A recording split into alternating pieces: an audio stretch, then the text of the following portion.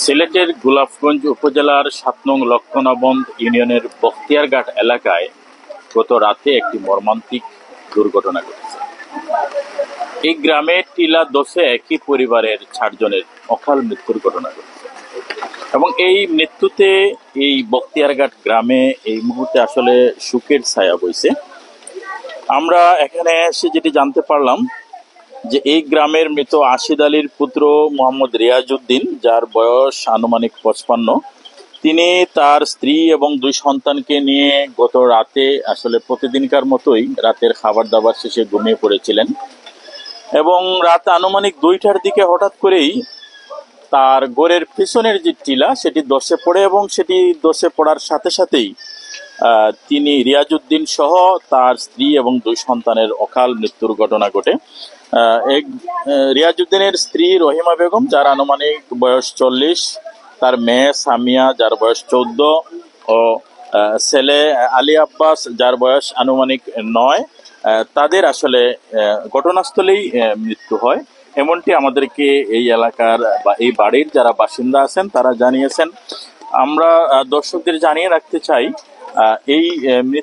এই অকাল মৃত্যুর ঘটনার খবর পেয়ে অল্প কিছুক্ষণ আগে সিলেটের জেলা প্রশাসক মোহাম্মদ শের মাহবুব মোরাদ এসে ঘটনাস্থল পরিদর্শন করেছেন।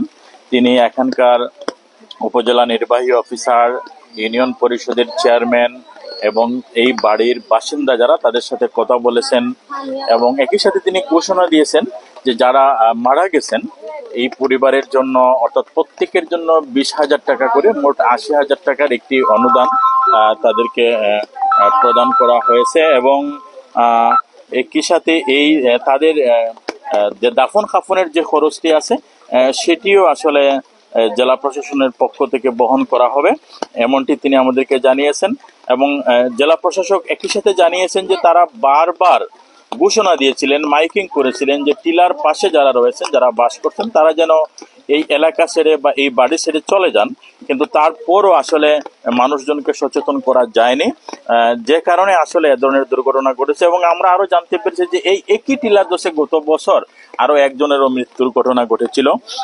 জেলা প্রশাসক আরো জানিয়েছেন যে গতকাল থেকে সিলেটে যে বন্যার প্রাদুর্ভাব দেখা দিচ্ছে, এরপর থেকেই তারা আসলে এই বিষয়টি নিয়ে খুবই তৎপর ছিলেন। তারা ইতিমধ্যে সিলেট সদর উপজেলার যে সমস্ত বাসিন্দারা টিলার পাশে রয়েছেন বা টিলার পাশে যারা বসবাস করেন তাদেরকে আসলে সরিয়ে দিয়েছিলেন, কিন্তু বিভিন্ন এলাকায় চেষ্টা করেও তারা পারছিলেন না, যে কারণে এই ঘটনাটি ঘটেছে। আমরা দর্শকদের জানিয়ে রাখতে চাই যে গোলাপগঞ্জের এই বখতিয়ারঘাট এলাকায় এখন আসলে শোকের ছায়া নেমে এসেছে। বিভিন্ন এলাকা থেকে মানুষজন আসছেন এই পরিবারটিকে দেখতে, এই পরিবারের খোঁজ খবর নিতে। এবং আমরা আরো যেটি জেনেছি যে এই ঘরে মোট ৬ জন ঘুমিয়েছিলেন, ২ জন বেঁচে গেছেন, তারা সামনের রুমে ছিলেন এবং পেছনের রুমে যে দম্পতি এবং তাদের ২ জন সন্তান ছিলেন তারা আসলে ঘটনাস্থলে মারা গেছেন। তাদের সুরতহাল রিপোর্ট শেষে তাদেরকে বাড়িতে নিয়ে আসা হয়েছে এবং আমরা যেটি জানতে পেরেছি যে আজকে বেলা ২টার দিকে তাদেরকে দাফন সম্পন্ন করা হবে।